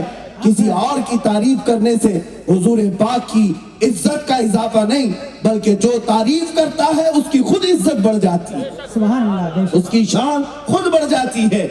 لہذا اے مسلمانوں گھبرانے کی ضرورت نہیں. چند کیڑے ہر زمانے میں ہوتے ہیں, ان کے لیے اسپرے کا انتظام بھی ہوتا رہتا ہے. جب کبھی کوئی دجال بھونکے گا مولا تبارک و تعالیٰ مجھ جیسے کسی کتے کو ضرور پیدا کرے گا, اور کوئی نہ کوئی آئے گا اور ان کو جواب دیتا رہے گا. ہم نے اب تو زبان سے جواب دیا ہے, انشاءاللہ العزیز جس وقت موقع آئے گا اپنے ایمان سے بھی جواب دیں گے, اپنی روح سے بھی جواب دیں گے, اور مولا تعالیٰ کی جو مدد ہے وہ دنیا کو بتائے گی کہ حق کس کے ساتھ ہے, نصرت کس کے ساتھ ہے, مدد کس کے ساتھ ہے. ہمارا یہ یقین ہے, کل ہم 313 تھے تو فرشتے مدد کے لیے مکہ کے کافروں کے لیے نہیں اترے تھے, مدینے کے نہتے صحابہ کے لیے اترے تھے. بے شک حق ہے. آج بھی حضور پاک کے شہدائی اور غلام اگر سچائی کے ساتھ میدان میں آتے ہیں تو کل جیسے مولا کی مدد آتی, آج بھی اللہ کی مدد آئے گی, بے شک. آج بھی اللہ کی مدد آئے گی. مسلمانوں ایک بات یاد رکھنا, ہر چیز میں کمپرومائز کر لو, ہر چیز میں صبر کر لو. صبر تو اچھی چیز ہے, کھانا نہ ملے صبر کر لو, روٹی نہ ملے صبر کر لو, پانی نہ ملے صبر کر لو, کپڑے نہیں ملتے صبر کر لو, گاڑی بنگلہ جائیداد بچے نہیں ہیں صبر کر لو. میں کہتا ہوں ہر چیز میں صبر کر لینا چاہیے, لیکن مصطفیٰ کریم کی عزت کے معاملے میں کوئی کمپرومائز نہیں کیا جائے گا. بے شک حق ہے. یہاں نہیں, اور یہاں جو کمپرومائز کرتا ہے وہ بے غیرت کہلائے گا, احسان فراموش کہلائے گا. نبی پاک نے تمہارے لیے رات رات بھر کھڑے ہو کر کے دعائیں کی, قبر میں جا کر کے تمہیں امتی امتی پکارا, اپنے سجدوں میں مولا کی بارگاہ میں تمہاری بخشش کا سوال کیا. جو نبی ہمارے لیے اتنی فکر کرتے رہے ہو, کیا اس نبی پاک کی عزت کو ہم ہلکے میں لے لیں گے؟ نہیں. کیا ہم اس نبی پاک کی عزت کے لیے آرام سے گھروں میں بیٹھ کر کے جواب دیں گے؟ نہیں. اے مسلمانوں یاد رکھنا, میں ہر چیز جو کچھ بھی آج تمہارے گھروں میں ہے یہ مصطفیٰ کے نام کی برکت سے آئی ہے. حضرت عمر فاروق تو یہ فرماتے میرے بدن میں جو بال اگتے ہیں یہ بھی نبی پاک کے نام کی برکت سے, حضور کی برکت ہے. مجھے بتاؤ مسلمانوں, کیا تمہارے گھروں کی رونق نام مصطفیٰ سے نہیں؟ کیا تمہاری اولاد مصطفیٰ کے وسیلے سے نہیں؟ کیا تمہارے چہروں کی برکت آج مصطفیٰ سے نہیں ہے؟ ہر چیز تمہارے پاس جو ہے وہ رسول اللہ کی بدولت ہے. تم اگر مسلمان ہو تو رسول اللہ کی بدولت, تم اگر نماز پڑھتے ہو تو نبی نے بتایا, اذان آج دی جاتی ہے اس لیے کہ رسول نے بتایا ہے, مسجدوں کی شان بلند ہے اس لیے کہ وہ نبی پاک کا نام وہاں سے آتا ہے. سارا کچھ رسول اللہ سے وابستہ ہے. اسی لیے ہم کہتے ہیں آبرو ماں زنام مصطفیٰ, ہم سب کی آبرو نام مصطفیٰ سے ہے. اگر حضور کا نام سلامت ہے تو سب کچھ سلامت, اور اگر ان کے نام پر کیچڑ اچھالا جائے گا تو پھر ہماری کسی کی زندگی محفوظ نہیں, کسی کی زندگی محفوظ نہیں. اس بات کو طے کر کے چلو کہ آج اللہ نے جس کو جیسی طاقت دی ویسا ان ظالموں کا جواب بھی دے گا. قیامت کے دن اگر مصطفیٰ کریم صلی اللہ تعالیٰ علیہ وسلم نے پوچھ لیا اللہ نے تجھے جوانی دی تھی، طاقت دی، قوت دی، جب دنیا میں میرے خلاف گالیاں دی جا رہی تھی تب تو کیا کر رہا تھا؟ تو اے جوانوں، تمہارے پاس جو جواب ہونا چاہیے وہ آج ہی تیاری کرو۔ کل قیامت کے دن تم کیا جواب دو گے اس کی تیاری تم خود کر لو۔ سب سے بہتر جواب یہی ہے کہ نبی پاک صلی اللہ تعالی علیہ وسلم کی بارگاہ میں کل قیامت کے دن یوں عرض کرنا، آقا یہ آپ کے اخلاق پر کیچڑ اچھال رہے تھے اور میں آپ کے اخلاق کو اپنا اپنا کر کے لوگوں کو اپنا رہا تھا، آپ کے اخلاق کی تبلیغ کر رہا تھا۔ جن لوگوں کا شرم و حیا آتی ہے حضور کی سنتوں پر عمل کرنے کے لیے، بعض لوگوں کو چہرے پر داڑھی مشکل لگتی ہے، ٹوپی بھاری لگنے لگتی ہے، کیوں میاں؟ نبی پاک کے فدائی ہو، عاشق ہو، تو ان کے اخلاق، ان کے کردار اور ان کی صورت سے نفرت کیوں کرتے ہو؟ تمہیں جب نبی پاک کی بات کرنی ہے تو پورے کے پورے ان کے غلام ہو جاؤ۔ آج لے ان کی پناہ، آج مدد مانگ ان سے، آج لے ان کی پناہ، آج مدد مانگ ان سے، پھر نہ مانیں گے قیامت میں اگر مان گیا۔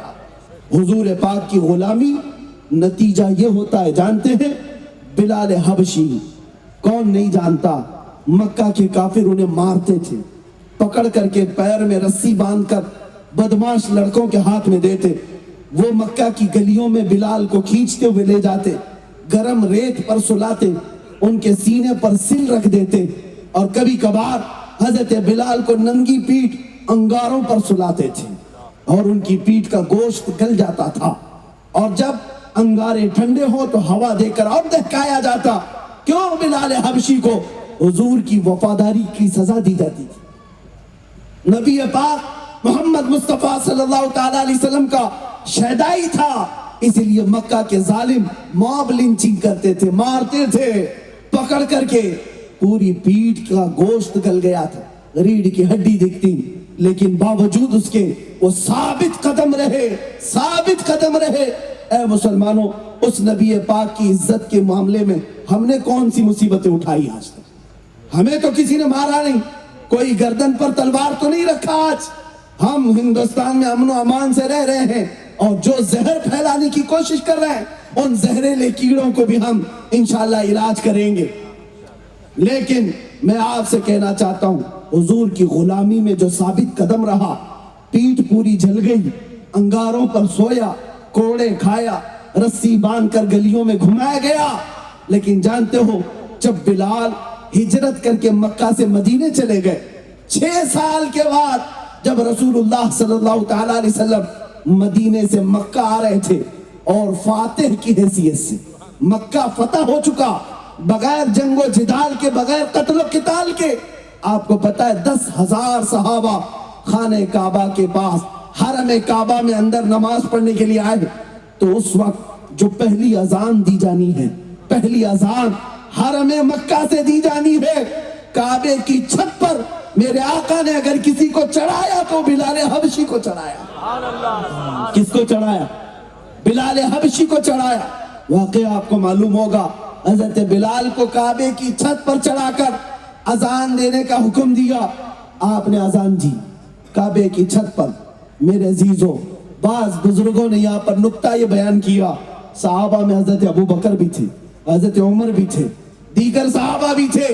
آج پہلی اذان مکہ سے ہو رہی ہے تو ان میں سے بڑے بڑے صحابہ میں سے کسی کو اوپر چڑھاتے، لیکن رسول اللہ نے بلال حبشی کو چڑھایا، بلال حبشی کو چڑھایا۔ کیوں؟ اس لیے کہ دنیا کو یہ میسج دینا تھا، جو نبی کی محبت میں زخم کھائے گا خانہ کعبہ کی چھت پر بھی اسے چڑھایا جائے گا۔ سبحان اللہ، سبحان اللہ۔ اسے خانہ کعبہ کی چھت پر بھی چڑھایا جائے گا، یہ نبی کے غلاموں کا مقام ہے۔ اسی لیے اقبال نے کہا تھا کہ محمد سے وفا تو نے تو یہ جہاں چیز ہے کیا، کی محمد سے وفا تو نے تو ہم تیرے ہیں، یہ جہاں چیز ہے کیا، لوح و قلم تیرے۔ سبحان اللہ، یا سبحان اللہ۔ رسول اللہ، عزیزان گرامی وقار، میں آپ سے ایک بات کہتا ہوں، میری یہ عزت کیوں ہے؟ میں وشاکھاپٹنم پہلی مرتبہ آپ کے اس مسلم آباد میں آ رہا ہوں، لیکن محبتیں ایسی لگتی ہیں صدیوں پرانی ہیں، رشتے ایسے لگتے ہیں کہ صدیوں پرانے ہیں، ہر کوئی ملنا چاہتا ہے، ہر کوئی ہم سے مصافح۔ یہ جو عزتوں سے آپ نے نوازا، کس لیے؟ کیا کسی نیتا کا بیٹا ہونے کی وجہ سے؟ کیا کسی بڑے خاندان کا ہے اس لیے؟ یا پیسے والا ہے اس لیے؟ نہیں، ہر ایک یہاں بیٹھا ہوا یہی کہے گا، صرف اس لیے عزت دی جاتی ہے کہ نبی کا غلام، مصطفیٰ کریم کا غلام ہے، بات کرتا ہے تو رسول اللہ کی عزت کی بات کرتا ہے، اس لیے لوگوں نے پلکوں پہ بٹھایا، کندھوں پہ اٹھایا، پھولوں سے سجایا، منبر پر بٹھایا۔ اس سے یہ بات پتہ چلتی ہے جب تک بکے نہ تھے تو کوئی پوچھتا نہ تھا، جب تک بکے نہ تھے تو کوئی پوچھتا نہ تھا۔ یا رسول اللہ تم نے خرید کر ہمیں انمول کر دیا۔ سبحان اللہ، نعرہ تکبیر، نعرہ رسالت، جشن غوث اعظم کانفرنس، مسلک اعلیٰ حضرت، فیضان اعلیٰ حضرت، نعرہ تکبیر، نعرہ رسالت۔ کیا کہنا میرے عزیزو، اسی لیے میں کہتا ہوں بکو تو بازار مصطفیٰ میں بکو، ہاں اس کی جے بھی جے کرتے ہوئے، جھنڈے اٹھائے ہوئے نہ گھومو۔ مسلمانوں، تمہاری زندگی ان پارٹیوں کے پیچھے جے جے کرنے کے لیے نہیں ہے۔ ہمارے بزرگوں نے تو ہمیں یوں سکھایا، کسی کی جے بھی جے کیوں پکارے، کیا غرض ہم کو؟ کسی کی جے بھی جے کیوں پکارے، کیا غرض ہم کو؟ ہمیں کافی ہے سید اپنا نعرہ یا رسول اللہ، سبحان اللہ، ہمیں کافی ہے سید اپنا نعرہ یا رسول اللہ، بس ہمارے لیے یہ کافی ہے۔ تم نبی پاک صلی اللہ تعالیٰ علیہ وسلم کے غلام ہو، پوری غلامی میں آ جاؤ۔ حضور کی عزت کی بات ہے، پوری کے پوری عزت میں آ جاؤ، تمہیں بھی اللہ تعالیٰ عزتوں سے نوازے گا۔ جو کھویا ہوا وقار ہے واپس مل جائے گا، شرط یہ ہے کہ ان سے وفاداری کرو، شرط یہ ہے کہ نبی پاک کے وفادار بنو، جیو تو ان کے نام پر جیو، مرو تو ان کے نام پہ مرو۔ بے شک، ہاں، ڈر اور خوف نکالیں۔ اب آخر میں گفتگو کے خاتمے میں، ظاہر سی بات ہے مجھے حکم دیا گیا تھا یہ جشن غوث الورا ہے، لیکن ایک بات میں آپ کو بتا دوں، میرے جلسوں کا معمول یہ ہے، آپ چاہے جلسہ کسی بھی نام سے رکھیں، میں تو بات کروں گا رسول اللہ کی بات کروں گا، کیا بات ہے، کیونکہ ہمارا معمول یہ ہے، دنیا کی ساری چیزیں اسی ذات سے وابستہ ہیں۔ اگر شیخ عبد القادر جیلانی غوث ہیں تو رسول اللہ کی برکت سے ہیں، کیا کہنا، بے شک، اگر معین الدین اجمیری غریب نواز ہیں تو وہ رسول اللہ کی برکت سے ہیں، بے شک، اگر امام احمد رضا مجدد دین و ملت ہیں تو وہ رسول اللہ کی برکت سے۔ بے شک، ہاں، ظاہر سی بات، کوئی بھی جلسہ ہو وہ رسول اللہ کی وجہ سے، اور اسی لیے اقبال نے کہا تھا، ہو نہ یہ پھول تو بلبل کا ترنم بھی نہ ہو، چمن دہر میں کلیوں کا تبسم بھی نہ ہو نہ یہ ساقی تو میں بھی نہ ہو، خم بھی نہ ہو، بزم توحید دنیا میں نہ ہو، تم بھی نہ ہو، خیمہ افلاک کا استادہ اسی نام سے ہے، نبض ہستی تپش آمادہ اسی نام سے ہے، دشت میں دامن کوہسار میں میدان میں ہے، بحر میں موج کی آغوش میں طوفان میں ہے، چین کے شہر مراکش کے بیابان میں ہے، اور پوشیدہ ہر مسلمان کے ایمان میں ہے۔ سبحان اللہ، سبحان ہاں، اللہ، وہ نبی پاک کی ذات ہے، وہ جو نہ تھے تو کچھ نہ تھا، وہ جو نہ ہو تو کچھ نہ ہو، جان ہے وہ جہان کی اور جان ہے تو جہان۔ سبحان اللہ، بے شک، ہماری ساری زندگیاں، سارے اولیاء اس نبی پاک کے دربار کے وزیر ہیں۔ ہم بادشاہ کا ذکر پہلے کرتے ہیں، ہم بادشاہ کا ذکر پہلے کرتے ہیں، لیکن ساتھ میں یہ جشن غوث الورا ہے، ہماری نسبت بارگاہ غوث سے بڑی گہری ہے۔ الحمدللہ ہندوستانی مسلمانوں میں سب سے زیادہ عقیدت سرکار غوث پاک سے پائی جاتی ہے، اولیاء کاملین سب سے زیادہ، اور کیوں نہ ہو، ہونا بھی چاہیے، اس لیے کہ ہم قادری غلام ہیں اور فخر سے یہ کہتے ہیں، یا سرکار غوث پاک کے دربار میں تجھ سے در سے سگ اور سگ سے ہے مجھ کو نسبت، میری گردن میں بھی ہے دور کا ڈورا تیرا، یا غوث اعظم اس نشانی کے جو سگ ہیں نہیں مارے جاتے، حشر تک میرے گلے میں رہے پٹا تیرا۔ بے شک، سبحان اللہ، واہ کیا مرتبہ غوث ہے بالا تیرا، اونچے اونچوں کے سروں سے ہے قدم آلا تیرا، سر بھلا کیا کوئی جانے کے ہے کیسا تیرا، اولیاء ملتے ہیں آنکھیں وہ ہے تلوا تیرا۔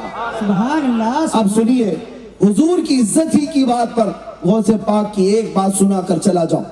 جب آج کے زمانے میں حضور کی عزت پر حملے ہوتے ہیں تو ہم تقریروں سے جواب دے دیتے ہیں، تحریروں سے جواب دے دیتے ہیں، کوئی ہاتھ سے کوئی زبان سے جواب دے گا، لیکن اولیاء کی شان یہ ہے جب نبی پاک کی ذات پر کوئی سوال کرتا تو وہ زبان سے ہاتھ سے نہیں اپنی کرامت سے جواب دے دیتے.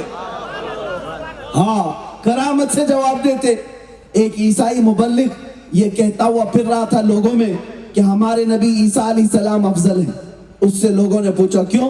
وہ کہتا ہے اس لیے کہ ہمارے نبی عیسیٰ مردوں کو زندہ کرتے تھے اور یہ بات قرآن میں آئی ہے. عیسیٰ علیہ السلام مردوں کو زندہ کرتے تھے لیکن پورے قرآن میں محمد صلی اللہ علیہ وسلم مردوں کو زندہ کرتے تھے ایسی کئی بات نہیں آئی. پورے قرآن میں ایسا لکھا ہوا نہیں ہے. وہ سب کو گمراہ کرتے ہوئے پھر رہا تھا عیسائی. جب حضرت غوث پاک سیدنا شیخ عبد القادر جیلانی رضی اللہ تعالیٰ عنہ تک یہ بات پہنچی. آپ نے اس کو بلوایا, اس عیسائی مبلغ کو, کہا کیا ہے تیرا مدعا؟ اس نے کہا میرے نبی عیسیٰ افضل ہے محمد سے اس لیے کہ میرے نبی عیسیٰ مردوں کو زندہ کرتے تھے. غوث پاک نے کہا اچھا تیرے نبی مردوں کو زندہ کرتے تھے اس لیے افضل ہیں, چل عبد القادر قبرستان میں چلتا ہے, تو جس قبر پر ہاتھ رکھے گا میں زندہ کر کے دکھاؤں گا, سبحان اللہ. کیا میں زندہ کر کے دکھاؤں گا. اور وہ ساتھ میں چلا, قبرستان آئے اور شیخ عبد القادر جیلانی جب کہتے ہیں بتا کسی قبر کو, اس عیسائی مبلغ نے ایک پرانی قبر پر ہاتھ رکھا. آپ نے کہا میں یہ بھی بتا دیتا ہوں یہ قبر 200 سال پرانی ہے اور اس میں جو سویا ہوا ہے وہ گویا تھا, گانا گا کر کے کمائی کرتا تھا, میں اسے زندہ کرتا ہوں. اور ایک ٹھوکر لگائی, قم باذنی, میرے حکم سے اٹھ جا. قبر پھٹ گئی اور مردہ زندہ کھڑا ہو گیا اور لوگوں نے دیکھا. اور اس کے بعد پھر سیدنا غوث پاک نے اسے واپس قبر میں بھیجا. یہ مردوں کو زندہ کرنے والی کرامت اللہ نے شیخ عبد القادر جیلانی کو عطا کی, لیکن یہ صرف لوگوں میں اپنا انفلوئنس بڑھانے کے لیے نہیں, لوگوں میں اپنی طاقت دکھانے کے لیے نہیں, لوگوں میں اپنی برتری بتانے کے لیے نہیں, بلکہ غوث پاک نے اگر یہ کرامت دکھائی تھی تو عظمت رسول بتانے کے لیے عیسائی مبلغ سے کہا تو کہتا ہے عیسیٰ علیہ السلام مردوں کو زندہ کرتے تھے اس لیے وہ افضل ہیں. دیکھ تیرے سامنے شیخ عبد القادر نے خود مردے کو زندہ کر کے دکھایا, تو پہچان لے جب اس امت کے عبد القادر کا یہ حال ہے تو عبد القادر کے آقا کا حال کیا ہوگا. سبحان اللہ. سبحان اللہ. میں میرے نبی کا ادنا غلام ہوں, میں جب زندہ کر کے دکھا سکتا ہوں. میرے مصطفیٰ کو مولا نے کیا کیا کمالات عطا کی. ہاں کرامت بھی دکھائی ہے غوث پاک نے تو وہ رسول کی عظمت بتانے کے لیے, ہاں یہ نہیں کہ لوگوں میں اپنی برتری بتانے کے لیے, لوگوں میں بڑھاوا دکھانے کے لیے. ایک بار آپ اپنی خانقاہ میں بیٹھے ہوئے تھے, ایک صاحب آئے اور کہا کہ حضور میرے گھر کل دوپہر میں دعوت ہے. آپ نے قبول کر لی. پھر تھوڑی دیر کے بعد ایک آیا, اس نے کہا حضور کل دوپہر میں میرے گھر دعوت ہے. آپ نے اس کی بھی قبول کی. تیسرا ایک آیا, اس نے کہا حضور کل دوپہر میں میرے گھر دعوت ہے. اس کی بھی قبول کر لی, منع نہیں کیا. یہ کے بعد دیگرے 70 لوگ آئے, ایک ہی ٹائم کی دعوت اور سب کی دعوت قبول کر لی. دوسرا دن آیا, دوپہر ہوئی, شام ہوئی. شام میں خانقاہ کے پاس جو مریدین غوث پاک کی دعوت کیے تھے وہ سب ایک کے بعد دیگرے جمع ہونے لگے. سب آئے اور فخر سے کہنے لگے. ایک کہتا ہے آج میری قسمت کے کیا کہنے ہیں, آج میرے گھر غوث پاک دعوت میں تشریف لائے تھے. دوسرا کہتا ہے جھوٹ بول رہے ہو, آج تو میرے گھر میں غوث پاک تھے. تیسرا کہتا ہے تم دونوں جھوٹ بول رہے ہو, میرے گھر میں آج دوپہر کا کھانا انہوں نے تناول کیا. باتیں بڑھتی گئی, ہر کوئی دعویٰ کر رہا ہے میرے گھر میں تھے, ہر کوئی دعویٰ کر رہا ہے میرے گھر میں تھے. لیکن ان سب کی باتوں کو سن کر جو خانقاہ میں بیٹھے ہوئے لوگ تھے وہ کہنے لگے تم سب کیا بات کر رہے ہو, غوث پاک دوپہر میں یہی خانقاہ میں موجود تھے, کسی کے گھر گئے نہیں تھے, ہم سامنے دیکھ رہے تھے. اب تو اور بڑا مسئلہ پیچیدہ ہوا, ہر کوئی اپنے گھر کی دعوت کے قصے سنا رہا ہے اور مرید کہہ رہے ہیں وہ خانقاہ میں بیٹھے ہوئے تھے. سبوں نے کہا آخر اس میں سچا کون ہے, جھوٹا کون ہے, کیسے پتا چلے. سارے لوگ مل کر غوث پاک کے پاس آئے. غوث پاک سے کہا سب یہ کہتے ہیں میرے گھر میں آپ آئے, میرے گھر میں آپ آئے, اور خانقاہ والے کہتے ہیں آپ یہی تھے. آپ نے آنکھیں بند کی اور اس کے بعد آنکھیں کھولی اور کہا اے لوگوں یہ جو کہہ رہے ہیں سب سچ کہہ رہے ہیں. ہر ایک کے گھر میں گیا اور کھانا بھی کھایا اور خانقاہ کے جو مرید کہہ رہے ہیں وہ بھی سچ کہہ رہے ہیں. یہاں پر بھی میں بیٹھا رہا. لوگوں نے پوچھا ایسا کیسے ہو سکتا ہے, اور गौसे पाक ने फरमाया अल्लाह रब्बुल इज्जत ने अब्दुल कादिर को ये कुदरत अता की है कि वो बैक वक्त 70 नहीं 70,000 घरों में जा सकता है। और फिर बताया जब उम्मत के अब्दुल कादिर की इतनी ताकत है कि एक वक्त में 70 घरों में जा सकता है, उम्मत के आका रसूल कायनात की किस्मत और उनकी ताकत का हाल क्या होगा। ऐ मुसलमानों, फिर यह अकीदा सच्चा है कि रसूल पाक बैक वक्त हर मोमिन के घर भी आते हैं और कब्र में भी आते हैं। सुभान अल्लाह सुभान हाजिर और नाजिर का अकीदा यही से समझ में आया। जो लोग हुजूर के हाजिर और नाजिर होने का इनकार करते थे, गौसे पाक ने अपनी करामत से उन्हें बताया कि देखो तुम अपनी जिंदगी में देख लो, मैं जब 70 घरों में जा सकता हूं तो रसूलुल्लाह अपने हर उम्मती की कब्र में क्यों नहीं जा सकते। बैक वक्त लोगों को आज भी ये दिक्कत होती है। कुछ लोग कहते हैं रसूलुल्लाह कैसे, अरे तुम भी कहते हो यहाँ भी आए, वो भी कहते हैं यहाँ भी आए। मियाँ तुम अपने अकल के घोड़े दौड़ाते हो, तुमने तो नबी को अपने जैसा समझा ना, इसीलिए तो तुम्हें दिक्कत होती है। जरा सूरज को देखो, जब तुलू होता है तो पाकिस्तान वाला भी कहता हमारे यहाँ सूरज है, हिंदुस्तान वाला कहता हमारे यहाँ सूरज है, अरब वाला कहता हमारे यहाँ सूरज है, अफ्रीका वाला कहता हमारे यहाँ सूरज है। मुझे बताओ एक सूरज है, कौन कौन से मुल्क में गया? सारे लोग कहते नहीं, सब सच कह रहे हैं, इसलिए कि एक सूरज निकलता है हर घर में रोशनी देता है। अब सुनो, जब ये सूरज निकल करके पूरी दुनिया में अपनी किरणें बिखेर सकता है तो तुम्हें पता नहीं ये सूरज बनाया कैसे गया है। ये मेरे मुस्तफा के कदमों के नाखूनों की कतरन से सूरज और तारे बनाए गए, चांद और सूरज बनाए गए। और जब मुस्तफा के कदमों की कतरन से सूरज पूरी दुनिया को उजाला कर सकता है तो वो जाते रसूल हर कब्र को कैसे नहीं उजाला कर सकता। सुभान अल्लाह सुभान अल्लाह। हाँ मेरे अजीजों, मुस्तफा करीम के बारे में यह अकीदा रखना, वो हाजिर भी हैं नाजिर भी हैं। हमारा अकीदा है कि नहीं है?